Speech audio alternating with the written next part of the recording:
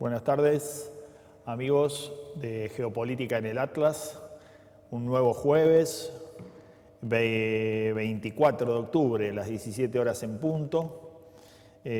Aquí en un nuevo episodio de nuestro programa semanal de Geopolítica. Saludamos a nuestro coequiper, colega desde la ciudad de Mar del Plata. Luis, ¿cómo estás? Un gusto compartir con vos como ¿Qué siempre. tal? ¿Qué tal? Buenas tardes, Gastón. Saludamos a nuestros seguidores, a nuestra audiencia. Y acá estamos, te decía recién, que con frío, ¿no? Que la primavera nos va a pasar de largo, me parece, este año, por lo menos en la costa sudeste de la provincia de Buenos Aires. Y demás, con mucha información al respecto, ¿no? Sobre el tema de los BRICS, tema que hoy nos convoca. Bueno, es un gusto tenerte como siempre y por acá nosotros de frío no podemos hablar tanto, está más fresco, sí, como siempre, pero mucha lluvia. Estos 2 días últimos llovió, no lo que uno desea para el sector agrícola fundamentalmente, porque lluvias muy fuertes que concentran muchos milímetros en poco tiempo no son del todo buenas, pero antes que nada siempre es bienvenido. Y sí celebramos la gran lluvia que tuvimos hace 10 días atrás, que fue la que nos permitió iniciar la siembra del maíz, que estaba ahí tan pendiente. Por la seca que había muchos productores que no tenían intenciones de sembrar y bueno, y esa lluvia de 70 milímetros en 3 días abrió la ventana de la siembra. Así que bueno, bienvenido sea eso. Estamos también viendo que los calores son extremos, ¿no? Está subiendo la temperatura de una forma que permite empezar a preocuparse, ¿no? Veíamos días pasados en Brasil, en algunos lugares hizo 50 grados de termómetro, en el sur de Brasil. Y nosotros lo preocupante, grave, para nuestra región, fundamentalmente la región nuestra acá de Rosario, la hidrovía, el Paraná tiene 70 centímetros de agua, ¿no? 70 centímetros. Digo, esto es, en el inicio de la primavera o ya avanzada la primavera, no el inicio, ya estamos avanzados en la primavera, es una cuestión a tener en cuenta y a preocuparnos, ¿no? Vamos a tener un verano complicado. ¿Sabes que de acuerdo a ciertos eh, científicos de acá de la zona del sudeste de la provincia de Buenos Aires, avisoran para este verano, aquí en la región, de temperaturas que van a sobrepasar los 40 grados? Anuncian un verano de muchísimo calor para aquí, como consecuencia de los efectos de la corriente de la Niña, ¿no? Sí, sí. Así que si ustedes en la costa, si en Mar del Plata va a ser 40 grados, yo no quiero imaginar. Nosotros para arriba va a ser un verano No. caliente, sin energía El y sin tema, agua se va a complicar bastante. O sea, a la Argentina lo que le exacto. falta, a la Argentina lo que le falta es un verano sin energía y sin agua para completarla. Así que bueno, Vos ya. fíjate que vos, sí, fíjate, dos hechos importantísimos a los que mencionás, en el cual se quiere posicionar a la Argentina como principal vector de inversiones a nivel internacional, ¿no? Para que vengan a invertir en la producción o en la tecnología, en el caso de establecer grandes computadoras para la inteligencia artificial. En una Argentina que carece de estos recursos que son necesarios, importantísimos y que hacen la diferencia, la energía. Si no tenemos energía para abastecernos a nosotros mismos, menos posibilidad van a tener los que vengan de afuera a obtener este bien casi eh, tan preciado para todos, ¿no? Una energía que es una energía barata. Y es un tema que hoy le está dando mucho dolor de cabeza a los alemanes, porque es un bien que les parece que es escaso para ellos, ¿no? Una energía barata. Sí, sí, claramente lo que vos decís y para nosotros cualquier inversión que esté relacionado, inversión seria, importante, que mueva la aguja, esté vinculado a electrointensivos, que tenga como insumo la energía, en la Argentina de hoy es inviable, imposible, salvo que estén pensando en algunas inversiones estructurales que tengan que ver con el desarrollo energético y fundamentalmente con la energía atómica y la energía hidroeléctrica, más allá del gas y todo lo demás, que venimos nosotros impulsando el gas de vaca muerta, digo, en el tema energético tenemos mucho potencial, que lo tenemos desde hace muchas décadas y desde siempre, pero nada desarrollado, ¿no? Así que Fíjate que esto es un escenario complicado. Y me había olvidado de agregar el dengue, que a la falta de agua y energía, si encima tenemos dengue, ya sería la trilogía perfecta, ¿no? Así que... Igual, Gastón, cualquier decisión que hoy se tome y que tenga que ver con nuevas infraestructuras va a tardar varios años para desarrollarse. Sin duda, sobre Y todo. también no nos olvidemos que Atucha 1, si me lo recuerdo, ha dejado de prestar funciones porque está en una situación de mantenimiento. Se cumplieron los 50 años de vida útil y ahora se están haciendo refacciones. Igual, las 3 centrales nucleares que tiene Argentina solamente abastecen entre el 7 y 9% de la demanda energética. Fíjate vos lo lejos que estamos en nuevas inversiones y lo que tiene que ver con la energía nuclear, que se tendría que haber impulsado en estas décadas, pero no se llevaron adelante. Hubo tratativas, proyectos con los chinos, pero hoy las relaciones con China parecen estar en su punto más bajo histórico, ¿no?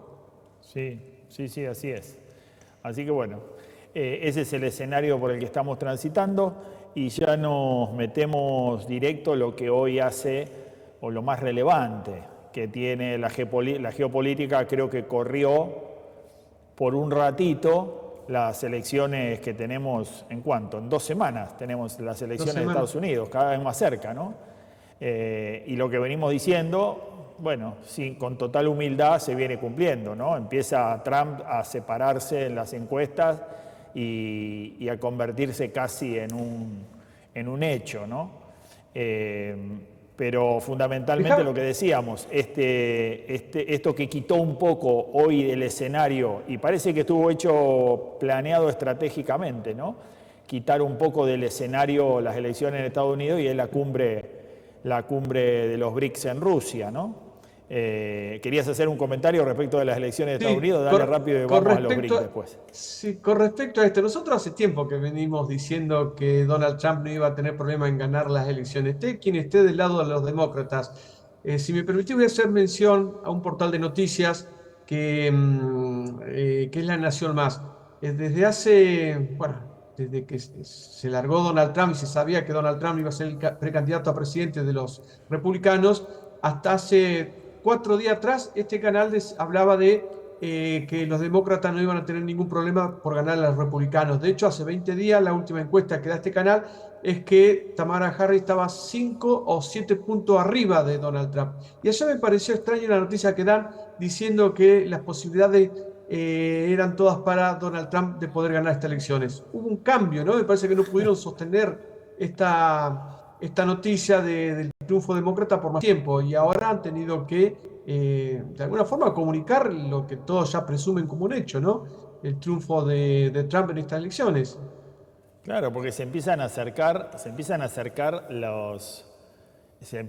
el periodo concreto de las elecciones y empiezan a tratar de acortar o de acercarse un poco a la verdad, porque en realidad lo que hacen antes no es dar información, lo que hacen antes es dar opinión, son formadores. Entonces lo que hacen es hacer publicidad a favor de un candidato dándolo como ganador, ¿no? Y todos saben que hay una intención en mucha gente que no es muy partidaria y muy estudiosa de la política, hay una intención de votar al victorioso, ¿no? Entonces, estas encuestas terminan siendo lo que decimos siempre, un gran negocio de formación de opinión, un gran negocio publicitario. Dejaron de ser una encuesta y una representatividad de la información de lo que está ocurriendo, ¿no? Entonces, esto es lo que nos encontramos y cuando se empieza a acercar el periodo concreto, la fecha exacta de las elecciones, empiezan a recoger el barrilete porque si no, imagínate, si le estaba dando 6, 7 puntos ganador a Kamala y terminan las elecciones perdiendo por 6, se equivocaron por 15. Entonces ya es un escándalo, ¿no? Pero bueno, sí, escándalo.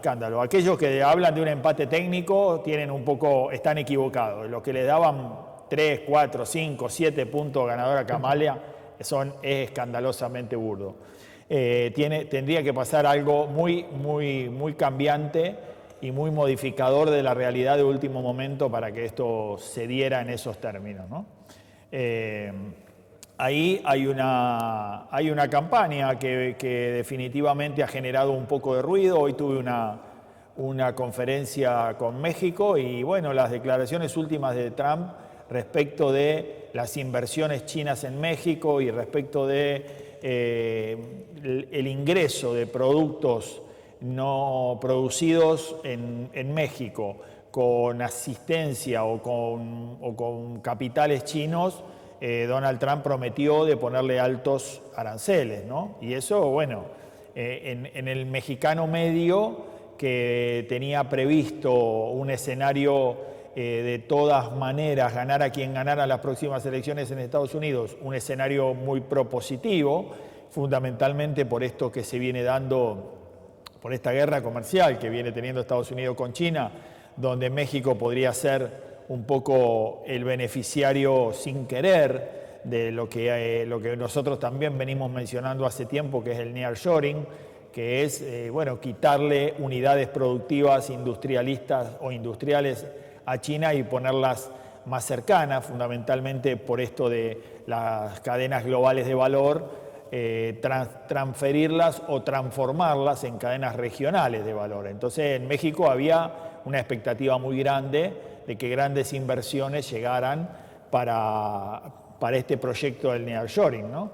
Entonces en el medio, ni lento ni perezoso, se meten los chinos a decir, bueno, si hay que poner fábricas en México o si las cadenas se van a convertir en cadenas regionales de valor, nosotros vamos a transformar las cadenas globales y vamos a armar cadenas regionales, invirtiendo en México, invirtiendo en Centroamérica, ¿no? Y esto, bueno, ha generado un ruido grande en Estados Unidos y fundamentalmente en Donald Trump, que terminó con estas declaraciones que creo no le deben haber gustado mucho a Donald Trump, pero que prefirió, con sus entendidos y sus equipos estratégicos, que era mejor mandarle un mensaje al Estados Unidos industrialista y profundo que a la comunidad mexicana, que hoy en día es la primer comunidad extranjera de los Estados Unidos, ¿no? Debemos resaltar eso. El voto mexicano en los Estados Unidos es un voto que hoy seguramente no defina al presidente, pero es un voto a tener en cuenta, es un número a tener en cuenta. Así que bueno, en ese escenario es el que está transitando.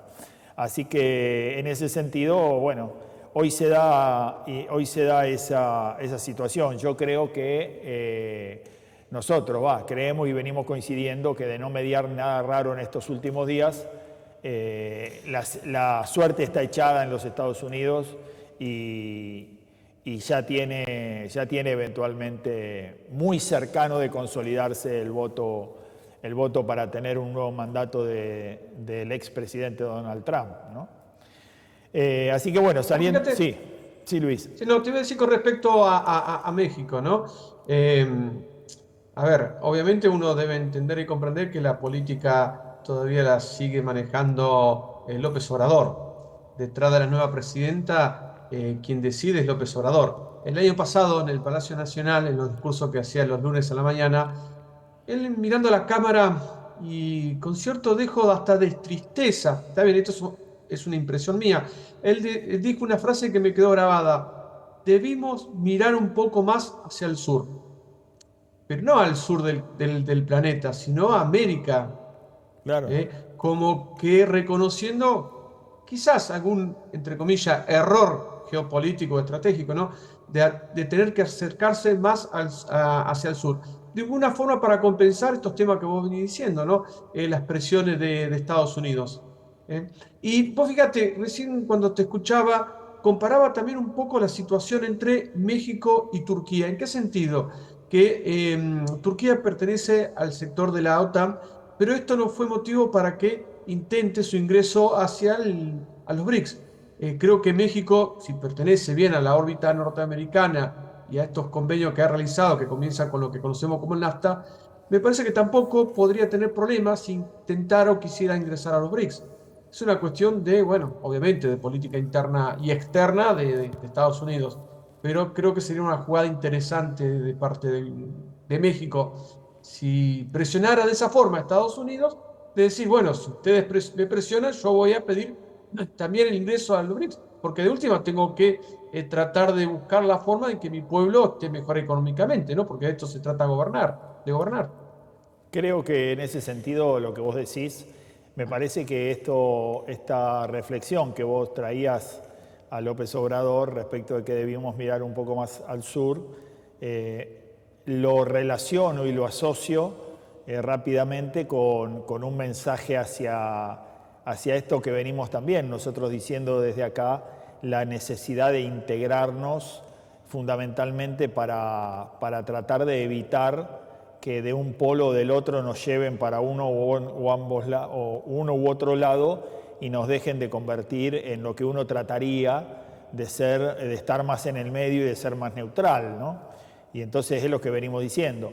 Y sabiendo la posición que tiene México, ¿no? La posición que tiene México es una posición mucho más difícil que la del resto, fundamentalmente porque hay algo que los mexicanos tienen en cuenta independientemente de cualquier relato, y es las estadísticas y los números al final del balance imprimen que México hoy tiene con Estados Unidos un comercio bilateral que triplica o cuatriplica el comercio exterior que, por ejemplo, tiene Argentina, ¿no?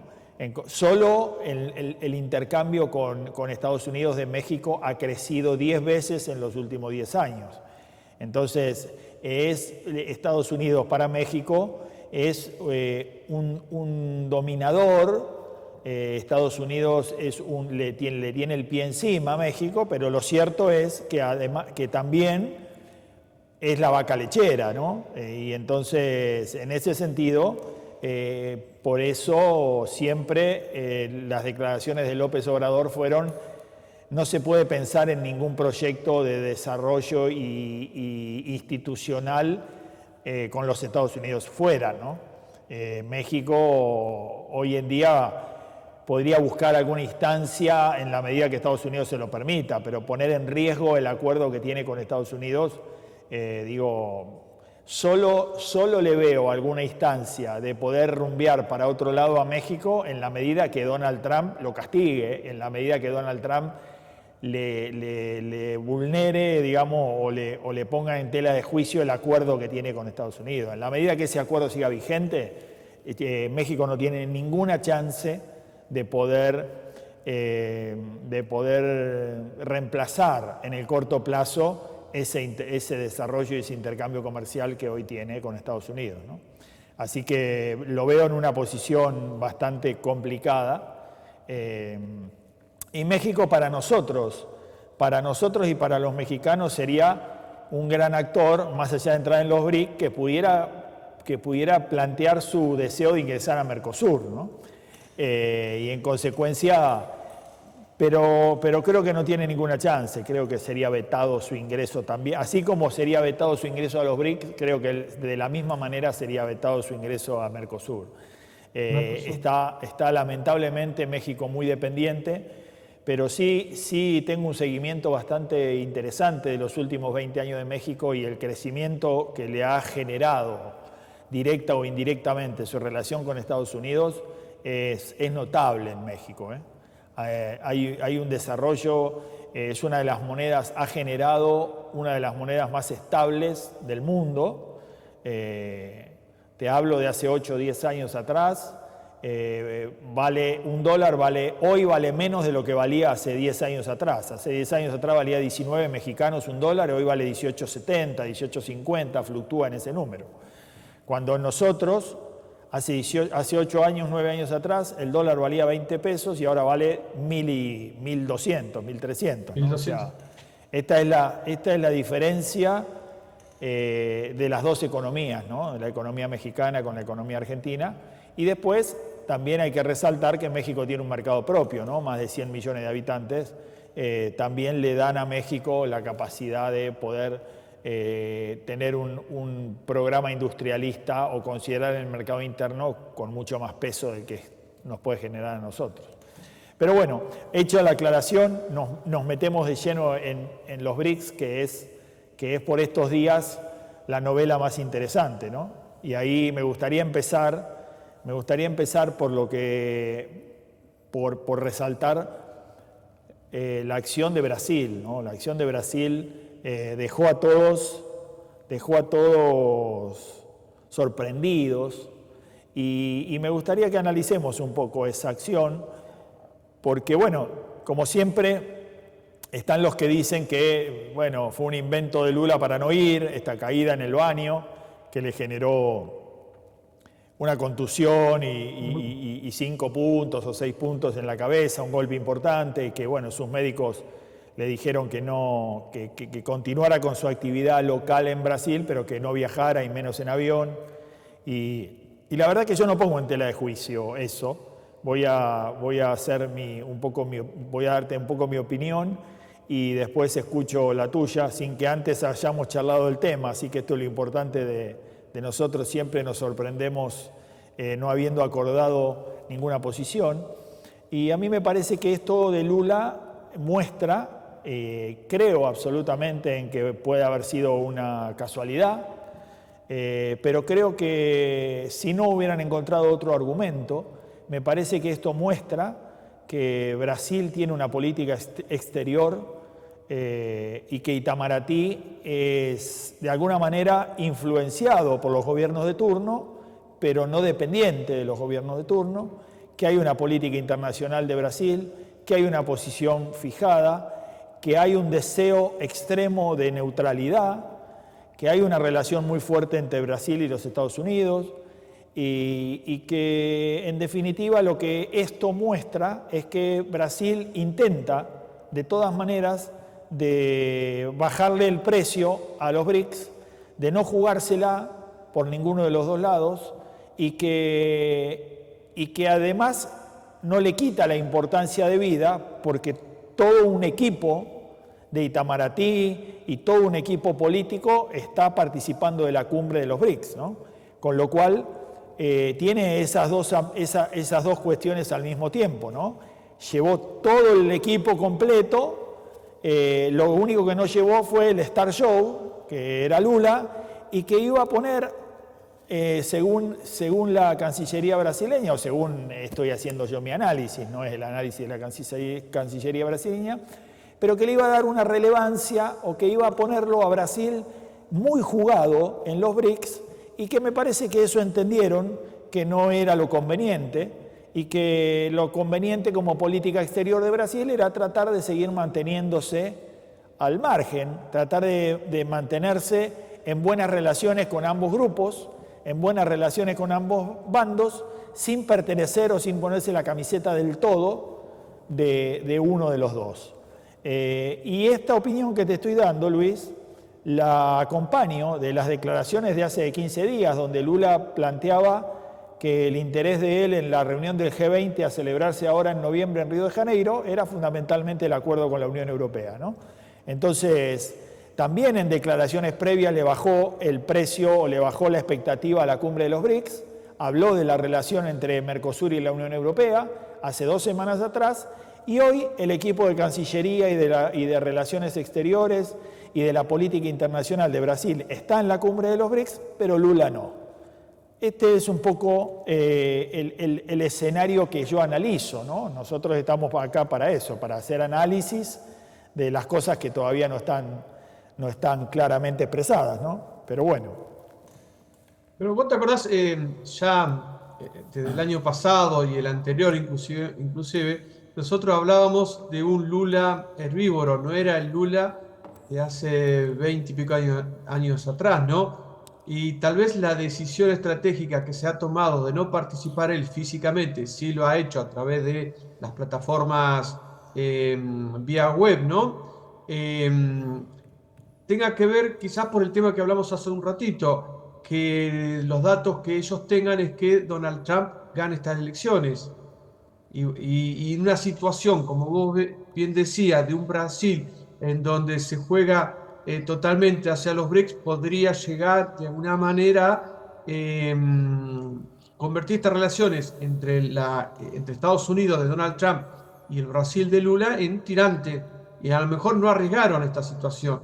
Y ha hecho un guiño de ojo a Estados Unidos no participando. igual en las decisiones que se han tomado, en las conversaciones que se vienen desarrollando en los BRICS, eh, Brasil ha participado y ha dado su visto bueno, ¿no?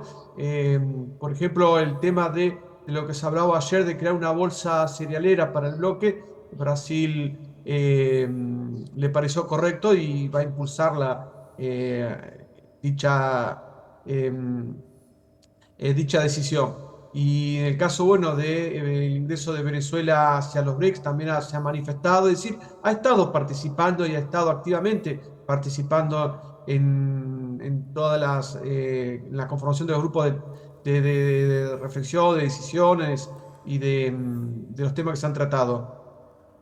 Sí, sí, absolutamente. Por eso digo, por eso decimos que no le quita relevancia a la participación de Brasil, a la cumbre de los BRICS, no le ha restado importancia, pero bueno, viste, no demostró de alguna manera, como vos decís, una señal hacia los Estados Unidos y una demostración de que, bueno, no es de vida o muerte que Lula esté en la cumbre de los BRICS. Entonces, digo, si hubiera sido de vida o muerte, en realidad Lula hubiera viajado con el parche en la cabeza, ¿no? Entonces, digo, esto es una demostración en la que, che, ¿sabes qué? Es re importante para nosotros. Te mando todo el equipo, te mando toda la gente, opinamos favorable, vemos qué nos conviene, analizamos, pero ¿sabes qué? No es de vida o muerte. Tenemos otras cosas que para nosotros también son importantes y entonces marcamos ahí un antes y un después y me parece que claramente les vino como anillo al dedo, ¿no?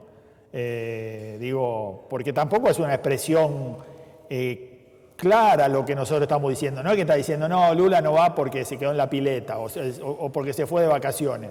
No, no va porque tuvo un accidente. Pero bueno, un accidente que al otro día estaba en casa de gobierno atendiendo a los ministros. Digo, viste, si hubiera sido una cosa de vida o muerte, el tipo hubiera estado hoy en Rusia. Así que Igual, claramente igual a mí me interesa resaltar esto, Luis, me interesa resaltar cuando uno analiza el por qué algo crece, se desarrolla y tiene resultados, al por qué en paralelo algo no crece, involuciona y no tiene desarrollo, la vida nos muestra que al final del camino es producto de lo que sembrás, de lo que terminás cosechando lo que sembrás, ¿no?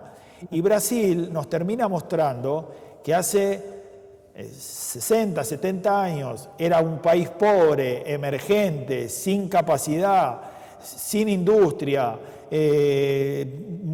Como decíamos muchas veces, lo único que hay en Brasil es monte y culebras, en una casi triplicando en términos de tamaño a la Argentina, en términos de tamaño geográfico y de población.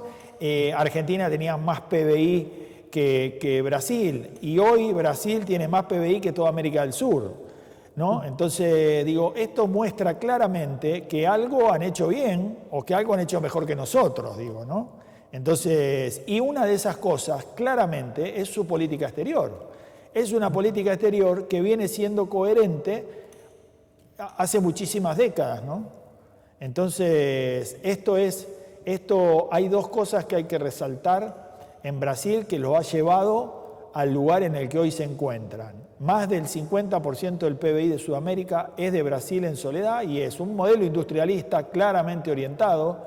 Ahí no hay una grieta entre lo agrícola y lo industrial, el modelo es industrialista, lo agrícola acompaña, lo ganadero acompaña con un gran desarrollo y con una gran capacidad industrialista, el primer proveedor mundial de carne, esto indica que el segundo proveedor mundial de soja, esto indica que mucha dedicación y mucho interés le dan a lo agropecuario, pero en la cima de su política está la industria, y han desarrollado un modelo industrialista y asociado a un modelo, entendiendo esto que en la década del 40 y del 50 nuestro presidente trataba de convencer a Getúlio Vargas de que la única política era la geopolítica, que la integración era lo que se venía, que el continentalismo, lo convenció a Getúlio Vargas y terminan siendo ellos los que entendieron que la única política era la geopolítica, ¿no? Exacto. Entonces, este es el Brasil de hoy. Vos fíjate, recién estaba leyendo el portal de noticias de ámbito de lo que era antes, lo que conocíamos antes como ámbito financiero, ¿no? Y daba unos datos muy interesantes de lo que implica hoy los BRICS. Por eso hay que alejar toda sospecha de Brasil de querer separarse o alejarse de este bloque económico. Vos fíjate, según ámbito, los BRICS logran reunir el 52% de la economía mundial y el 52% del comercio internacional. Controla el 20% de la reserva de oro mundial, produce más del 50% de la producción de gas y el 40% del petróleo a nivel global. Según los analistas, los BRICS impulsan el 40% del crecimiento económico mundial y se proyecta para este año una tasa de crecimiento promedio del 4%, superando al G7, que es del 1,7%, y la tasa global es del 3,2%. Entonces, estamos hablando de un bloque económico que todo el mundo quiere asociarse a él. Si las relaciones entre China o Rusia con Estados Unidos no fueran las que hoy estamos viendo, lo más probable es que Estados Unidos también sería parte de los BRICS. Y esto no es una exageración mía, me parece, ¿no? No, sin lugar a dudas que en términos numéricos tiene una potencialidad enorme. Se ha formado un frente interesante. Tiene, como bien vos decís, tiene mucha potencialidad. Yo veo algunas dificultades también y creo que son las dificultades que fundamentalmente están viendo Brasil e India, ¿no? A diferencia del resto, de lo que hoy tiene los BRICS como concreto, que son sus 5 países fundadores, recordémoslo rápidamente, Brasil, India, China, Rusia y Sudáfrica, incorporando a los otros 4 que incorporaron el año pasado, Egipto, Emiratos Árabes, Etiopía y me está faltando uno. Irán. Lo que tiene complicado, lo que yo veo que tiene complicado es, fíjate que si corres a Brasil y corres a India, se queda sin democracias. Esto es un tema interesante, ¿no?, a plantear. Y recordemos que, bueno, tampoco la capacidad, tienen muchos recursos naturales, hay muchos recursos naturales, es verdad, fundamentalmente ostentados por Rusia y por todo lo que tiene que ver con el petróleo, con los combustibles fósiles convencionales, que en términos inmediatos son muy relevantes, pero que es cierto que en términos de naciones y en términos de historia son agotables. Con lo cual, si uno piensa en términos de esto que vos estás diciendo, ¿no? 40%, 50% de la energía convencional del planeta, en los próximos 100 años se traduce en cero, ¿no? Entonces, esto también es un escenario a tener en cuenta. Y después, grandes porcentajes de gente que hay que sacar de la pobreza, ¿no? Que son 1.400 millones de chinos, 1.400 millones de hindúes, de los cuales la mitad son pobres, ¿no? Entonces, también estos escenarios son escenarios a tener en cuenta. Y después, la disparidad, la heterogeneidad cultural que tienen en términos de la necesidad de cualquier proceso de integración, ¿no? O sea, recordemos que nos está haciendo, hace 30 años estamos nosotros con Mercosur en los que todos hablamos el mismo idioma.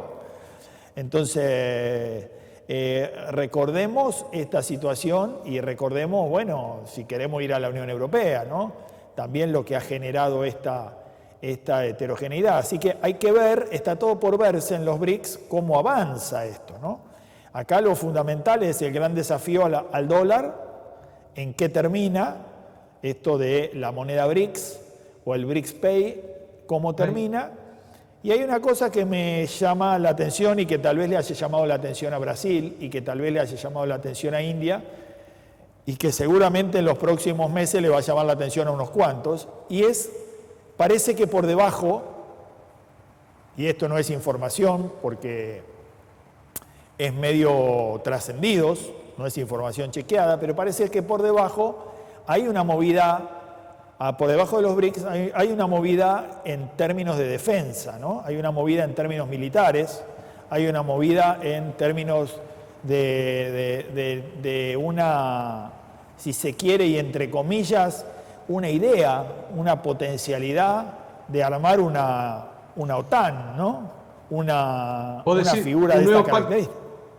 Lo que fue el Pacto de Varsovia para contrarrestar el avance de la OTAN. Sería una especie de pacto asiático, ya que Rusia ha sido corrido de Europa, la mayoría de los países integrantes, bueno, está bien, hay países de Sudamérica y de África también, pero sería, como vos bien decís, si se arma un eje también defensivo o ofensivo, sería peligroso para el mundo porque volvemos nuevamente a una guerra fría y también, de alguna forma, un contrapeso ante los posibles avances de la OTAN, sobre todo hacia África. No olvidemos que hace 20 días hubo un intento de golpe de Estado en Burkina Faso, promocionado por Francia, y también buscará desestabilizar al sudeste asiático.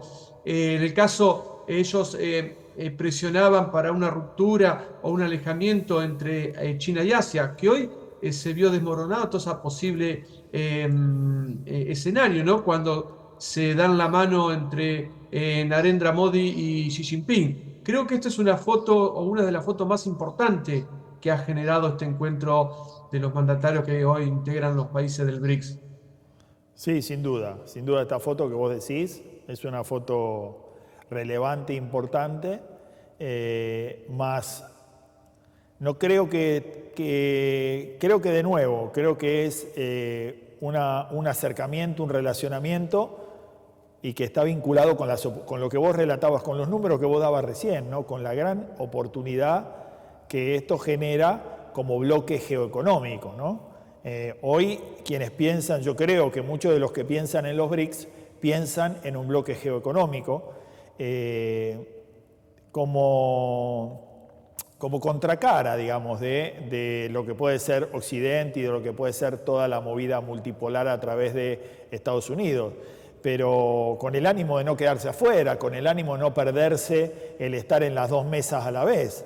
Pero si esto verdaderamente se convierte o incorpora temas de defensa y temas militares y demás, ya creo que es barajar y dar de nuevo. No sé en qué lugar se pondrían naciones como Brasil si esto representa la posibilidad de un enfrentamiento tipo Guerra Fría, donde tengas que estar de un lado o del otro y donde no puedas estar en el medio o donde no puedas decir coqueteo con los dos y bueno, y listo, y ustedes arréglense los problemas de ustedes, yo soy amigo de Luis y amigo de Pedro y no me importa que ustedes estén peleados entre ustedes. Bueno, donde se meten los temas militares y donde esto escale en términos militares y de defensa y demás, me parece que ahí los BRICS van a dar un nuevo, o va a marcar un nuevo escenario, ¿no? Así que bueno, está todo. Sí, fíjate que de la misma situación que vos describís en un escenario para Brasil, si los BRICS recorrieran el camino también de consolidarse en una estructura militar para frenar el avance de la OTAN, ¿qué posición va a tomar Turquía? Porque no creo que la OTAN lo vea con agrado, no está viendo con agrado el intento de ingresar a los BRICS por parte de Turquía. Y que conformase una estructura militar, no creo que le permitieran seguir manteniéndose en la OTAN, ¿no? Es toda una situación y un escenario muy complejo, en particular para Europa. Es así, coincido con lo que decís, y además creo que, bueno, Turquía la tiene tal vez no tan dependiente como México, pero no está muy lejos de ser el México europeo, ¿no? Creo que donde esto avance un par de jugadas más y esto escale hacia la nueva foto de la Guerra Fría, me parece que Turquía va a tener que decidir de qué lado juega. Y no es menor salirse o que se tenga que salir de la OTAN y que tenga que quedar fuera de la posibilidad de la Unión Europea. Digo, es una decisión importante, ¿no? No digo que sea mejor o peor estar de un lado o del otro. Digo, jugarse de un lado es una decisión importante, sobre todo, como te digo, ¿no? Uno está hablando del fin de la dolarización, uno está hablando del reemplazo del SWIFT como código financiero bancario del intercambio comercial del mundo. Uno está hablando de la alternativa de una nueva OTAN. Pero seamos conscientes de que estamos comparando cosas que podrían ser contra cosas que son, ¿no? O sea, ¿podría haber una moneda que reemplace la hegemonía del dólar? Sí, pero lo cierto es que hoy el hegemónico es el dólar. Existe, es la hegemonía, es la moneda de mayor reserva del planeta, es la moneda de intercambio comercial, y lo otro está por venir, ¿no? O sea, ¿existe la posibilidad de que se genere una OTAN? Y sí, una nueva OTAN que contrarreste el poder que de la OTAN y la injerencia, bla, bla, bla. Sí, existe la posibilidad. Ahora, la OTAN es real y lo otro es una potencialidad. Entonces, digo, estos escenarios, cuando yo interpreto que cuando uno tiene que decidir, te está saliendo de algo que existe, de algo que está, que es palpable, ¿viste? Es como sacar el plazo fijo del banco para comprarte un Bitcoin, ¿viste? Vos decís, está bien, el Bitcoin puede valer $200.000 el año que viene, pero si yo me compro un Bitcoin, ¿qué me dan? No, nada, ¿viste? No. Te diste tus dólares, $70.000, lo pusiste en un lugar y de repente desaparecieron y te dieron un numerito donde dice que vos tenés $70.000 y entonces vos decís, bueno, sí, está bien, sí. Pero ¿viste? Yo voy al plazo fijo todos los meses al banco y lo tengo ahí. Si me lo quiero llevar o me quiero llevar la mitad o me quiero llevar, ¿viste? Está. Entonces, bueno, este es el escenario que en la medida que yo creo que hay muchos, esta cola larga de la que habla también la propaganda vinculada a los BRICS y a todo el otro polarismo del mundo, ¿no? China, Rusia y demás, convengamos que en esto no podemos ser tan ilusos de, como criticamos la propaganda occidental, pretender o creer que no existe la propaganda del otro lado, ¿no? Existe y tiene la misma característica. Ahora, frente a esa propaganda, uno puede decir, bueno, está bien, cuando escale esto y haya que no poder estar en los dos lados y haya que decidirse, esa lista de 30 que hay hoy, ¿seguirán siendo 30? No lo sé. Está por verse. Mira, con respecto a lo que vos decías, ayer hizo unas declaraciones Celso Amorín, ¿no? Que es uno de los diplomáticos quizás más importantes que hoy está teniendo Brasil con respecto a esto. Dice, bueno, un periodista de la CNN en Brasil le pregunta qué piensa sobre la posibilidad de que Venezuela se incorpore a los BRICS. Celso Amorín expresa, yo no defiendo la entrada de Venezuela, creo que hay que ir despacio, no sirve de nada llenar los BRICS de países, de lo contrario pronto se creará un nuevo G77. La posición de Brasil es, a ver, vamos a ir despacio, vamos a ir avanzando y a la medida que se vaya consolidando las decisiones que se van tomando, irán ingresando más países. Bueno, es un poco reafirmar, convengamos que Celso Amorín es una persona con un conocimiento de la geopolítica y del comercio internacional importante, pragmático, porque no solo es un científico del tema, no solo es un académico del tema, sino que es uno que lo llevó adelante, ¿no? Uno que gestionó en el marco de la política exterior brasileña, ¿no? O sea, un crack, digamos, si uno quiere decir un Messi de la geopolítica o de la política internacional. En consecuencia, sus palabras tienen que ser escuchadas. Y me parece que ahí está un poco el escenario y el planteo. Y de nuevo, me parece que, primero que además de la intención de participar de los BRICS, tanto a Brasil como a Venezuela, como a Argentina de negarse, etcétera, etcétera, recordemos también que son todos miembros plenos de Mercosur, ¿no? Venezuela peor porque hasta suspendido en Mercosur, ¿no? Pero en ese marco, avanzar en términos de un proceso de integración, o sea que los BRICS, ¿qué es el freno que veo que también está poniendo Brasil a esto, es en la medida que los BRICS avancen en un proceso de integración más pleno, Brasil va a tener que decidir o integra a Mercosur o no se puede integrar, o renuncia a Mercosur. Digo, es clara la normativa jurídica de Mercosur o en su defecto intentará cambiarla, no sé, pero hoy en día, como en el marco de la regulación vigente jurídica de Mercosur, no permitiría que en la medida que los BRICS avancen como un acuerdo de integración más importante de lo que hoy está mencionado, así todo en el aire, porque recordemos que eso es todo una potencialidad que hoy no deja de ser humo, digo, o no deja de ser una potencialidad. En la medida que avance, tendremos que ver cuál es el rol que bajan o que tiene que ver con Mercosur, ¿no? Y por eso marco lo relevante y lo importante geopolíticamente de Brasil, resalto su política exterior, cada día me obliga a reconocerla con mayor...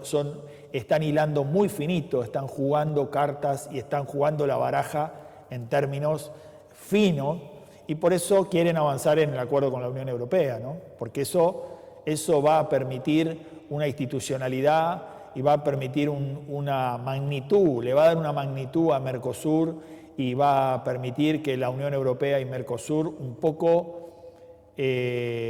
puedan participar de estos dos bloques de manera, estoy viendo, ¿no? Estoy viendo y quizás esté, y dejo siempre abierto la puerta a que yo tenga un análisis equivocado y que la realidad contraste con lo que estoy diciendo, pero estoy viendo un escenario de la búsqueda de un Brasil con una Unión Europea que pueda encontrar, salirse de este multipolarismo para definir una tercera posición que puede ser un multilateralismo entre dos grandes bloques, como puede ser la Unión Europea y Sudamérica, ¿no? Esto un poco le bajaría el copete a ambos polos, y a mí me encantaría que pudiera existir, y en esto soy claramente, lo tengo claramente definido, a mí me gustaría un mundo con una tercera posición y no un mundo de dos gallos, porque hoy la verdad es que Estados Unidos y China, con sus matices, al final del día son dos gallos que están jugando a ver quién pisa al otro, ¿no? Y en el medio les importa poco llevarse puesto al resto del mundo. Mirá, justo hoy a la mañana, buscando información sobre los BRICS y demás, me apareció en un portal, en una cuenta de Facebook, una frase que viene a colación a lo que vos y a la línea que tiene nuestro programa, ¿no? Una frase de Henry Kissinger y que me pareció fundamental decírtela o expresarla. Lo que dice, esto lo dice hace ya unos cuantos años atrás. Dice, el éxito o fracaso de la política exterior estadounidense estará determinado por si logra evitar un acercamiento entre Moscú y Beijing. Este es nuestro gran desafío en el siglo XX y lo seguirá siendo en el siglo XXI. La foto de encuentro o la imagen del encuentro entre Xi Jinping y Putin parecían de dos viejos amigos. Y anoche en la fiesta de gala, que es la foto que tengo a mi espalda, lamentablemente está cortada, pero la pueden buscar por internet, van a observar los rostros de Putin, que parece que fuese el cumpleañero de 15 años, una alegría, una sonrisa expresada por todos lados, no se le ve cara de preocupación, al igual que de Xi Jinping y de Modi. Parecen tres viejos conocidos, amigos, que están, si me permitís la expresión, lo que voy a decir, parece que estuviesen buscando a la señorita, ¿no? Por no decir, no ser tan brusco, pero los ves totalmente desacartonados, totalmente despreocupados. Y la impresión que a mí me dan que estos muchachos tienen voluntad política de seguir adelante y saben que, por lo menos desde su posición, van por buen camino. Sí, sin duda. Esto que vos decís ha sido inclusive una declaración de Xi Jinping de no hace mucho. Yo te diría que un mes y algo, Xi Jinping se manifestó como un amigo de Putin. Fue el país y el presidente que más visitó, creo que fue 30 veces en los últimos años. se manifestó como que tiene una amistad personal con Putin. Y eso es claro y es notorio. Ahora, respecto de lo que vos decís, hay dos contradicciones. Una, no en lo que vos decís, por supuesto, lo que vos decís está correcto.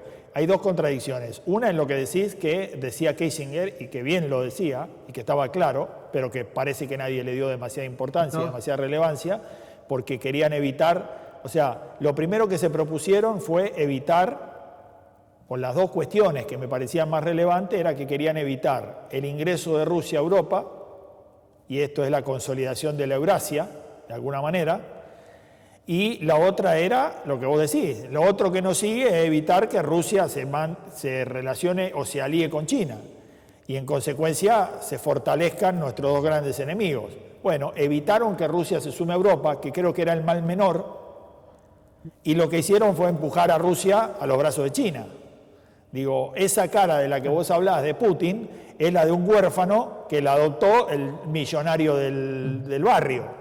Del barrio. O sea, Putin fuera de Europa, con el Nord Stream 2 bombardeado y liquidado, y con la espalda de China, era un huérfano. Digo, lo único que le quedaba era esperar la estocada final. Digo, cayó en manos de Xi Jinping, el millonario del barrio, y Xi Jinping lo abrazó, imagínate la cara. Está como perro con dos colas. Digo, es inexorable. Ahora, bueno, el escenario está dado. Hay grandes errores estratégicos en la definición de la política exterior de Estados Unidos y sus aliados. Digo, esto es claro. No hay nada que discutir en esto, ¿no? Sin lugar a duda, el mal menor hubiera sido una Europa con energía barata y desarrollándose industrialmente, que una China con productos primarios casi en términos de cercanía, casi regalados, proveídos por el mayor o uno de los mayores tenedores de recursos naturales del planeta. Digo, ¿cuál es el negocio que hicieron? Agarrá a un pibe de 10 años y se lo plantea y te dice cuál era el negocio que tenía que evitar. Bueno, ¿a dónde quisieron llegar estos muchachos? ¿A dónde quisieron ir? El tiempo nos lo dirá, porque también me cuesta subestimarlos, ¿no? También me cuesta subestimar a la potencia que a partir de la Segunda Guerra Mundial se convirtió en el amo del planeta, en el comisario del mundo, y que convirtió al mundo o puso al mundo de rodillas a sus pies, haciendo lo que hizo, convirtiendo al dólar en moneda hegemónica. Digo, uno no puede subestimar las cosas que han hecho Estados Unidos como potencia en tan corto plazo, ¿no? Entonces, de ahí a plantear esto de que han cometido, todo indica que han cometido errores estratégicos, pero bueno, imperdonables, ¿no? O sea, haber mandado a Rusia y a Putin a los brazos de China es 10 veces peor que haber mandado oportunamente a Fidel Castro a los brazos de Nikita Khrushchev o de Stalin, ¿no? Digo, esto porque la potencialidad que podía lograr Cuba en manos de Rusia no tiene absolutamente nada que ver en la alianza que han gestado, este hijo que han gestado Estados Unidos y sus aliados, convirtiendo a Xi Jinping y a Putin en amigos íntimos. ¿No? Pero se ven en las imágenes. Vos fíjate que Xi Jinping, dado el protocolo, no se les permite acercar ni abrazar a otras personalidades, ¿no? O diplomáticos. Pero con Putin hay algo especial, ese acercamiento, estrecharse en brazos, besos en la mejilla, y mucha sonrisa entre los dos. Quieren mostrar eso. Claro, Luis. muestran unidad. Fíjate que hay un dato que no es menor a lo que vos estás diciendo, y que es el arribo del avión presidencial de Xi, el Air China, fue escoltado por 2 cazas rusos. Digamos, fue el único avión escoltado por 2 cazas rusas, ¿no? Una demostración de, muchachos, acá están todos bien, están todos seguros, pero al que lo cuido de verdad es a mi papá adoptivo. Digo, Obviamente. Sí, sí. entonces Pero es yo creo que de alguna forma han subestimado las personalidades tanto de Vladimir Putin como Xi Jinping. En algún punto no creyeron que podrían llevar a sus países a convertirse, y digámoslo con toda la letra porque es la realidad, no en potencias, sino en nuevos imperios. Sí, a ver, ahí lo que a uno le falta saber es cómo esto avanza, porque también no te olvides que hay una cuestión que está muy presente en esto de la consolidación de un imperio, y es la continuidad del tiempo, lo que decía Perón, ¿no? Las instituciones sobreviven a las personas, y entonces Personas. esto es, no te olvides que tanto China y sin lugar a dudas mucho más Rusia, está en manos de un mortal, ¿no? Digo, ¿qué pasa con la Rusia post-Putin? Y nadie sabe, qué sé yo, ¿viste? Esto de la consolidación y la Pero formación de un imperio, digo, Rusia es la una madre, autocracia, ¿no? pero no te olvides que la unidad de Rusia no está dada solamente por Putin, sino por la concepción hacia sí mismo que tienen los rusos, la madre Rusia. Y la religión cristiana ortodoxa es muy fuerte y creo que es una argamasa importante que mantiene esa unidad. Por lo tanto, me parece, en esto es una hipótesis, es que si cae o si muriese hoy Rusia, me parece que habría continuidad. No sé quién será el sucesor de Putin, porque no tengo claro quiénes son los personajes fuertes de Rusia. No hay mucha información al respecto, al igual que Xi Jinping. Creo que deben ya tener formado a un sucesor o a alguien que continúe con la política de Xi Jinping. No olvidemos que en la década del 90 estos dos países estaban casi al borde de una guerra civil. No olvidemos la plaza Tiananmen y no olvidemos el bombardeo del Parlamento ruso durante el gobierno de Yeltsin. Y en 30, 40 años, mirá vos lo que ha gestado, lo que han gestado, ser los dos países con mayor desarrollo y avance tecnológico y que hoy estamos moviendo, por lo menos en Rusia, con respecto a la guerra en Ucrania, ¿no? Y todo el avance misilístico que han logrado. Sí, sí, esto es así, Luis. Entiendo lo que decís y comparto. Eh, todo está por verse y creo, sí, fundamentalmente en una mayor fortaleza y en un mayor desarrollo político e institucional de China, con su partido comunista hegemónico y con todo su buró por detrás. Seguramente ya deben saber quién va a suceder allí. Seguramente ya lo deben estar formando y seguramente lo sostendrán y respaldarán en el futuro en la medida que eso sea necesario. Como vos bien decías, de Rusia no sabemos demasiado y hay muchos a favor y ha generado, es verdad lo que vos decís, la alianza con el pueblo ortodoxo o con la Iglesia Ortodoxa del gobierno ruso ha sido una jugada interesante, ha sido una jugada importante de respaldo y de sostén. Hay que ver cómo sigue y hay que ver cómo se desarrolla en los próximos años lo que tiene que ver con la política interior rusa, ¿no?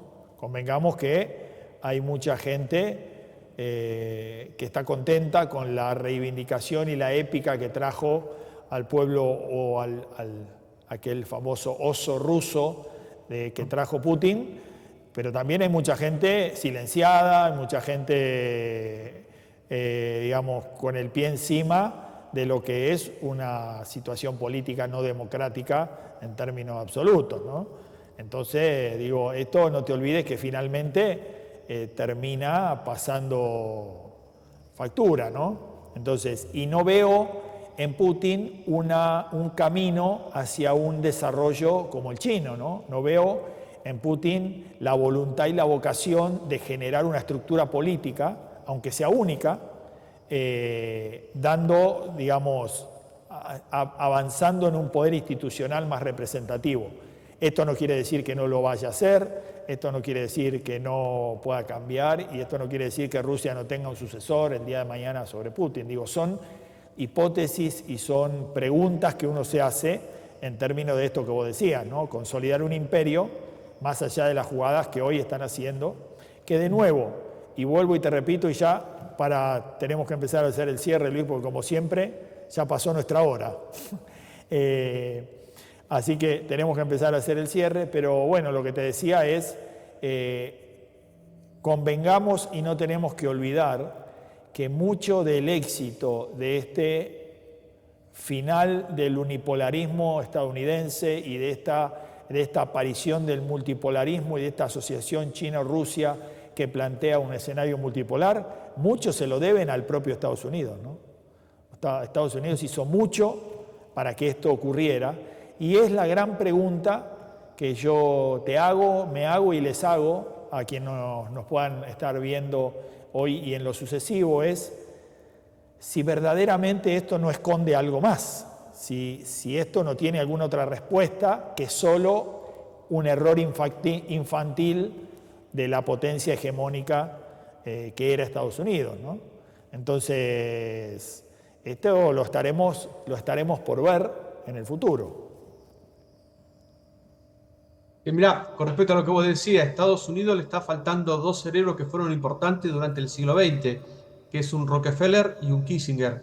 Creo que ellos tampoco dejaron de alguna forma herederos, ¿no? Que piensen la política internacional a varias décadas, como hicieron estos dos personajes, por más que pueda o no gustar, pero la realidad es esta. Hoy no se ve alguien así como ellos en Estados Unidos.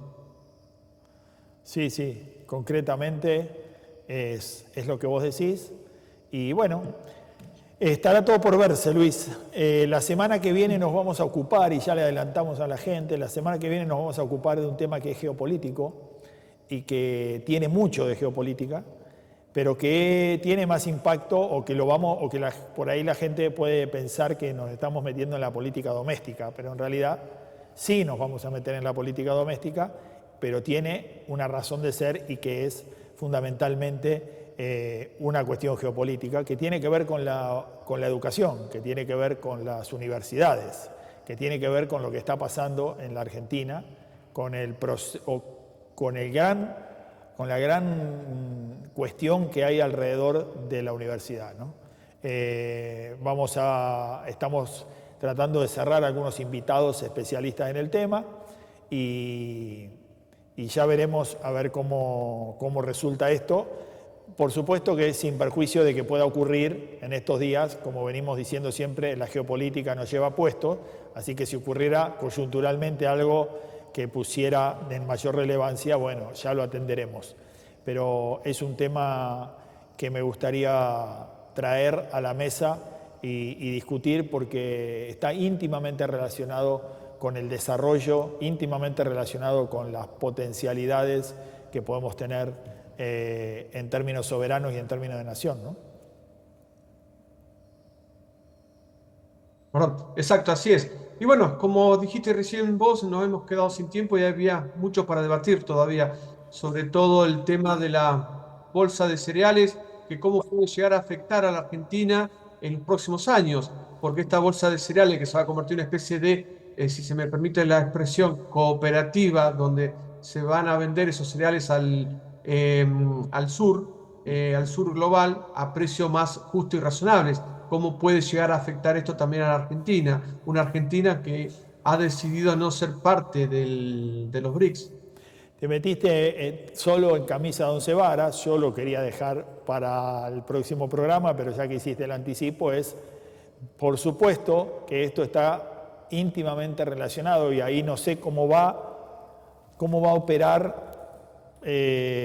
Rusia está mucho más comprometido, pero aquí el gran gestor de esta idea es, por supuesto, el gran consumidor de alimentos, ¿no? Y el gran consumidor de granos. Entonces, convengamos que esta es una jugada que, como siempre digo, ¿no? China es estratégico, China es imperialista, China no mueve la ficha sin pensar y, en consecuencia, bueno, atentar o querer bajarle el negocio a los granos es una necesidad y es una conveniencia para China, ¿no? Entonces, estamos claros en esto y ya veremos allí cómo repercute esto también en los países proveedores, ¿no? O sea, lo que menos necesitamos nosotros es la caída de los precios de los granos, ¿no? Entonces, esto generaría un impacto en nosotros que ya venimos diciendo y que nosotros en esto tenemos la idea de un relacionamiento comercial con China importante, le damos a la producción industrial china una relevancia y un mérito importante, y decimos es interesante seguir manteniendo nuestro relacionamiento con China, pero hace tiempo que venimos diciendo también hay que reformular esta ecuación donde ellos se llevan puros productos primarios y nos venden todos productos industrializados. En consecuencia, este escenario nosotros necesitamos de alguna manera revertirlo. Si frente a eso, en lugar de ir a la posición en que nosotros sea un poco más ventajosa para nosotros, encima nos van a bajar los precios de los productos primarios que se llevan, en consecuencia me parece que la relación va a ser cada vez menos interesante, ¿no? Así que eso está por verse. Y ya lo que vos decís con respecto a la producción primaria, ¿no? Que también los chinos se han quedado con las terminales portuarias y son prácticamente de alguna manera quienes controlan las salidas en este caso los puertos nuestros. Y el tema de los puertos se ha convertido en un tema también de análisis geopolítico y un tema que vamos a tratar inclusive en este programa, la importancia de los puertos. Mucha relevancia le vamos a dar en los próximos programas también a este tema. Así que bueno, los dejamos. Luis, te mando un fuerte abrazo, que tengas una buena semana. Igual para vos. Y a ustedes, desde el Complejo Cultural Atlas, los saludamos, les deseamos que tengan una buena semana.